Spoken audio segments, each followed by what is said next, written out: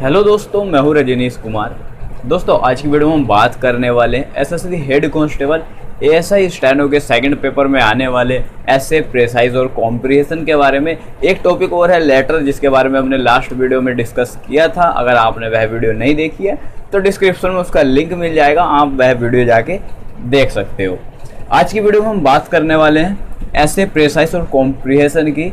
इन तीनों टॉपिक को हम आज समझने वाले हैं थोड़ा थोड़ा इनके बारे में, और मैं इनसे रिलेटेड आपको पॉइंट्स भी बताने वाला हूं कि किस तरह से आप इन्हें लिख के आ सकते हो एग्ज़ाम में, जिससे कि एग्ज़ामिनर आपसे खुश होकर बहुत अच्छे नंबर दे के जाए। दोस्तों, पहले हम बात करेंगे ऐसे की। तो ऐसे में सर आपके क्या होते हैं सर, 3 से 4 टॉपिक दिए गए होंगे, 3 से 4, जिसमें से आपको एक सेलेक्ट करके लिखना है। आप उसे हिंदी में लिख सकते हो या इंग्लिश में लिख सकते हो। दूसरा, लिखने का तरीका क्या होना चाहिए। दोस्तों, एग्जामिनर आपसे बोल चुका होता है क्वेश्चन में कि आपको मिनिमम 600 वर्ड में लिख के आना है। अब इसका मतलब यह नहीं है कि एग्जामिनर आपका पूरा ही ऐसे पढ़ने वाला है। उसने बोल दिया है कि मिनिमम आपका ऐसे 600 वर्ड में होना चाहिए। एक तरह से लिखे हुए को देखकर ही अंदाज लग जाता है कि यह कितने मिनिमम कितने वर्ड में होगा। ठीक है, तो अब ये तो है नहीं है कि एग्जामिनर अगर आपने ऐसे लिखा है तो पूरा ऐसे आपका पढ़ेगा। नहीं, एग्जामिनर आपका देखने वाला है लिखने का पैटर्न, यानी लिखने का आपका तरीका कि आपने उस टॉपिक को किस तरह से डिफाइन किया है, लिखा है। तो मैंने एक वीडियो अपलोड की थी लास्ट, जिसमें मैंने आपको एक बेस्ट तरीका बताया था ऐसे लिखने का। आप उसे हिंदी या इंग्लिश दोनों में से किसी में भी फॉलो कर सकते हैं।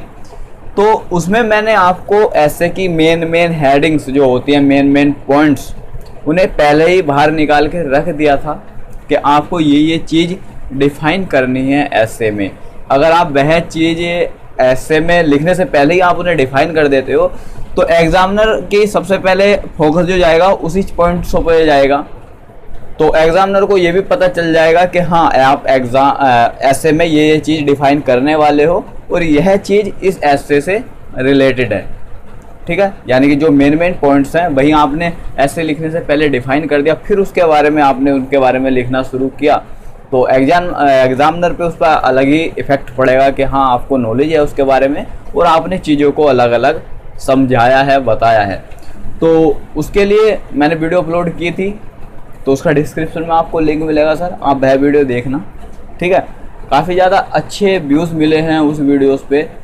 तो मैं नहीं चाहूँगा कि मैं फिर से वीडियो अपलोड करूँ इसके लिए और कुछ जो मैंने पहले बताया था उससे कुछ मैं हट के जाऊँ, क्योंकि ऐसा होता है कि दोबारा चीज़ों को बताने लगो तो थोड़ी बहुत इधर उधर चीज़ें हो जाती हैं। और आप लोगों में ये एक बड़ी आदत होती है कि आप अच्छी चीज़ों को कम पकड़ते हो, नेगेटिव चीज़ों को ज़्यादा पकड़ के फिर उल्टे सीधे कमेंट करने शुरू कर देते हो। तो इसलिए मैं नहीं चाहूँगा कि मैं दोबारा से वह वीडियो अपलोड करूँ, कि डिस्क्रिप्शन में उसका लिंक दिया गया है, वहाँ आप वीडियो देखना। Precise writing. दोस्तों, प्रेसाइज का मतलब आप समझते हो ही, चीज़ों को कंप्रेस करके लिखना। हर एक चीज़ें जो भी एग्ज़ाम में मांगी गई है, इसमें हर एक चीज़ें आपको आगे जाके फॉलो करनी पड़ेगी अगर आप ज्वाइन कर लेते हो एसएसबी हेड कांस्टेबल। क्योंकि ऐसा नहीं है कि उन्होंने ये प्रेसाइज और कॉम्प्रिहेंशन फालतू में चीज़ें दी हुई हैं। प्रेसाइज का मतलब क्या होता है कि कोई बड़ा टॉपिक है आपके पास, उसे पढ़ना है, आपको समझना है कि उसमें क्या क्या बोला गया है, और फिर उसे शॉर्ट करके लिखना है।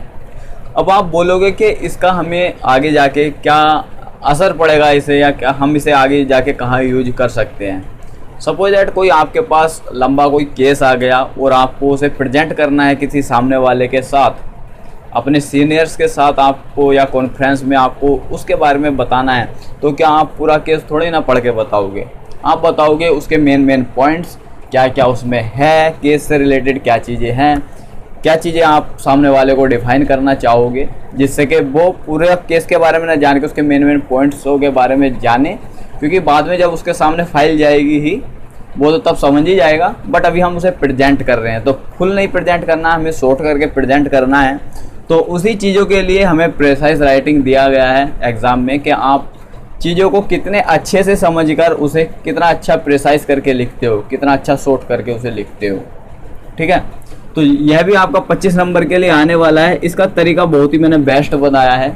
अगर आपको एग्ज़ाम में टॉपिक दिया गया है तो आपको किन चीज़ों को छोड़ना है, किन चीज़ों को पकड़ना है। अगर आपके टॉपिक में एग्ज़ाम्पल दिए गए हैं तो आपको एग्ज़ाम्पल लिख के आने हैं या नहीं लिख के आने हैं, ठीक है। तो बहुत सारी चीज़ें मैंने बताई गई हैं पॉइंट्सों में और अलग अलग पॉइंट्स में बताए गए हैं। तो कृपया वह वीडियो देखना, उसका भी लिंक आपको डिस्क्रिप्शन में मिलेगा।